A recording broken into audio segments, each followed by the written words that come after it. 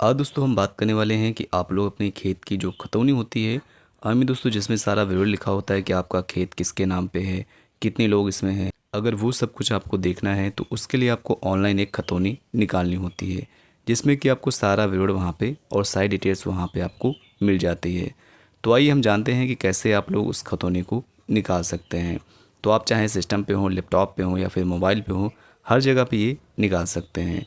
लेकिन दोस्तों यहाँ पे जो ऑनलाइन आपकी खतौनी निकलेगी वो अप्रमाणित होती है। मतलब वो अप्रमाणित का मतलब ये होता है कि वो ऑनलाइन होती है जो कि अप्रमाणित के रूप में निकलती है। लेकिन दोस्तों डिटेल्स वही रहती है जो आप वहाँ पे इंडिविजुअली जाके तहसील से निकलवाएंगे, वो भी उसी तरह से रहेगी, बस वो प्रमाणित हो जाती है जिसमें कि मोहर वगैरह लगा देते हैं और वो ऑथराइज्ड होती है। चलिए हम लोग ऑनलाइन खतौनी निकालना सीखते हैं कि हम लोग ऑनलाइन खतौनी कैसे निकाल सकते हैं। तो सबसे पहले आपको गूगल में आना है और यहाँ पे लिखना है भूलेख।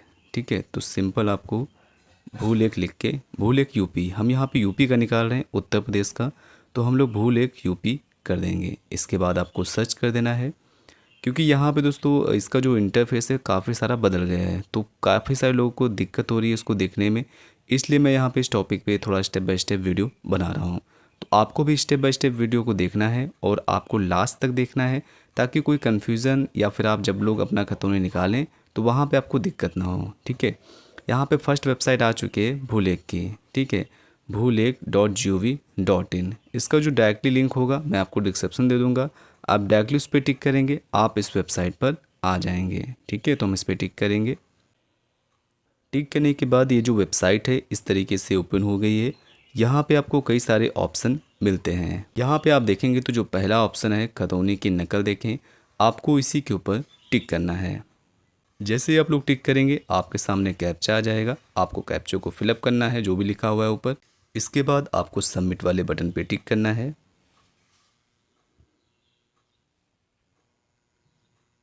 अब आपके सामने इस तरह का इंटरफेस आता है जहाँ पे आपको तीन चीज़ों को सेलेक्ट करना होता है।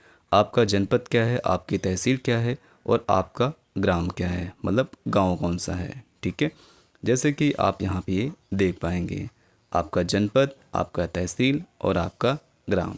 ठीक है, तो ये तीनों चीज़ें आपको पता होनी चाहिए। जनपद का मतलब होता है आपका ज़िला कौन सा है, आपका डिस्ट्रिक्ट कौन सा है। ठीक है, तो सबसे पहले आपको अपना जनपद को सेट कर लेना है। इसके बाद आपको यहाँ पे तहसील आ जाएगा, मतलब जो भी आपने डिस्ट्रिक्ट को चुना है उसके अंतर्गत कौन कौन सी तहसील आती हैं वो आपको यहाँ पे दिखा देगा। तो आपको जो भी तहसील हो आपकी वो सेट कर लेना है।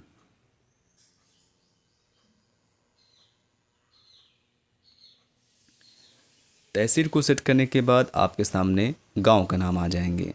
तो उस तहसील के अंतर्गत जितने भी गांव होते हैं वो सारे गांव आपके इस तरह से ओपन हो जाएंगे। अब यहाँ पे कई बार होता है कि लोग गांव का नाम, यहाँ पे बहुत सारे गांव के नाम आ जाते हैं, तो यहाँ पे काफ़ी सारी दिक्कत होती है। तो करना क्या है, आपको यहाँ पे ऊपर दिखेगा, अगर आप मोबाइल से कर रहे हैं तभी आपको दिक्कत हो सकती है। बाकी अगर आप सिस्टम से कर रहे हैं तो वहाँ पे एक कीबोर्ड ओपन हो जाता है जहाँ पे आप अपने गांव का जो पहला अक्षर होता है, जैसे कि आपको मान लेते हैं का से आपका नाम है, मतलब गांव का, तो आप का अगर लिख देंगे तो जो का से जितने भी नाम होंगे गांव के वो सबसे पहले आ जाएंगे। ठीक है, तो आपको करना क्या है, इस पेज में देखेंगे जैसे कि ऊपर एक राइट साइड में थ्री डॉट का ऑप्शन मिल रहा है, मैं आपको थोड़ा दिखा देता हूँ ताकि दोस्तों आपको गांव का नाम ढूंढने में आसानी रहे। बाकी आप स्क्रॉल करके भी ढूंढ सकते हैं। यहाँ पे आप टिक करेंगे थ्री डॉट पे। इसके बाद डेस्कटॉप साइट आपको दिखेगा ये, जैसे कि आप ये देख पा रहे होंगे डेस्कटॉप साइट। ठीक है, आप इस पर टिक करेंगे तो ये ठीक उसी तरह खुल जाता है जैसे कि आपका सिस्टम में ओपन होता है। तो यहाँ पे दोबारा से पूछ रहा है भैया जनपद, क्योंकि रिफ्रेश हो गया है अपने आप। तो हम यहाँ पे फटाफट इसको कर लेते हैं। जनपद हो गया, उसके बाद हमारा तहसील हो जाएगा और उसके बाद हमारे यहाँ गांव का नाम हो जाएगा। अब आप देखेंगे तो यहाँ पे एक कीबोर्ड भी आ गया है, जैसे कि आप ये कीबोर्ड देख पाएंगे। सपोज़ मेरे गांव का नाम तेंदुआ करके है, तो यहाँ पे ता से आ रहा है। तो ये मैं एग्जाम्पल के रूप में बता रहा हूँ, आपका जो भी हो आप अपने हिसाब से डालेंगे। ठीक है, तो यहाँ पे अगर हम ता पे क्लिक कर देंगे, इसके बाद इधर आएंगे तो यहाँ पे जो भी ता से नाम होंगे गांव के वही सिर्फ आएंगे, जैसे कि आप यहाँ पे देख पाएंगे। तो इससे आपको अपने गांव का नाम ढूंढने में आसानी होगी। तो अपने गांव का नाम आपको सेट कर लेना है। इसके बाद आपके सामने इस तरह का इंटरफेस आता है यहाँ पे आपको कई सारे ऑप्शन देता है अपने खेत की खतौनी को सर्च करने के लिए। जैसे कि पहला यहाँ पे खसरा संख्या द्वारा होता है, दूसरा है खाता संख्या द्वारा, तीसरा है यहाँ पे खातेदार के नाम के द्वारा, चौथा यहाँ पे है कि भूमि श्रेणी वाला, और भी बहुत हैं जो कि नामांतरण दिनांक से खोजें। लेकिन यहाँ पे सबसे बेस्ट जो होता है, या तो आप खसरा या फिर गाटा संख्या द्वारा खोज सकते हैं, या फिर दूसरा ऑप्शन होता है कि आप नाम के द्वारा सर्च कर सकते हैं। तो यहाँ पे हम नाम के द्वारा सर्च करने वाले हैं, तो यहाँ पे खातेदार के नाम के द्वारा खोजें पे हमको टिक करना है। अगर आपको खसरा या फिर जिससे भी सर्च करना है आप उस पर टिक करेंगे।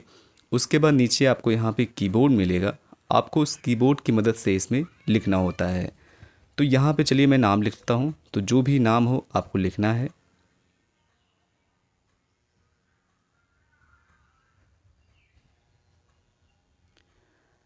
नाम लिखने के बाद आपको यहाँ पे उसी के सामने खोजे का ऑप्शन मिलेगा, आपको खोजे पे टिक करना है।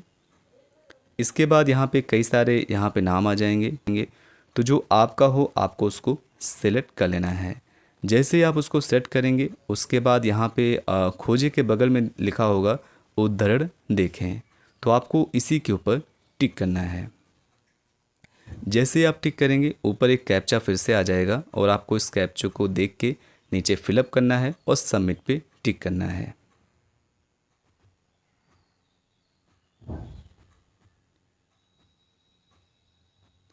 यहाँ पे कैप्चा को फिलअप कर दिया है, उसके बाद आपको सबमिट पे टिक करना है।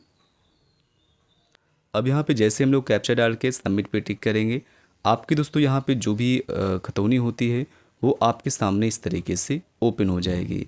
यहाँ पे आपको कई सारे चीज़ें मिल जाती हैं, जहाँ पे नाम हो गया, आपका खसरा संख्या हो गया, बहुत सारी चीज़ें हैं जो कि आप यहाँ पे देख सकते हैं।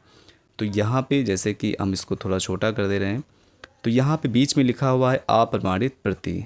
तो ये अप्रमाणित प्रति दोस्तों इसीलिए है क्योंकि हम ऑनलाइन देख रहे हैं। तो अगर आपको इसको ऑथराइज्ड कॉपी चाहिए, ऑथराइज्ड में दोस्तों ज़्यादा कुछ होता नहीं है, सिंपल इसी तरह होता है, बस उसमें ये होता है कि अप्रमाणित जो यहाँ पे लिखा हुआ है वो वहाँ पे नहीं लिखा होता है, और दूसरा वहाँ उसकी जो तहसील की होती है मोहर वो भी वहाँ पे लग जाएगी। ठीक है, तो वो ऑथराइज्ड हो जाती है कि भैया ऑथराइज्ड निकली हुई है। ठीक है, बाकी दोस्तों यहाँ पे जो डिटेल्स आपको मिलेगी वो भी एकदम सही होती है। जो भी आपको यहाँ पे नाम मिलेंगे वो भी सही रहेंगे, जो भी आदेश हुआ होगा वो आपको टिप्पणी में लिखा हुआ होगा, तो सारी डिटेल्स आप यहाँ पे देख पाएंगे। तो इस तरीके से आप लोग अपनी खतौनी को निकाल सकते हैं, देख सकते हैं, और आप इसको डाउनलोड भी कर सकते हैं। आई होप दोस्तों ये प्रोसेस आप सभी को समझ में आया होगा। फिर भी अगर आपको इस प्रोसेस में कहीं पर कोई कन्फ्यूज़न हुआ हो, कोई डाउट हुआ हो, तो बेफिक्र होकर कमेंट बॉक्स में लिख सकते हैं, और मैं आपके कमेंट का उत्तर जो दूंगा। थैंक्स फॉर वॉचिंग दोस्तों, बाय बाय।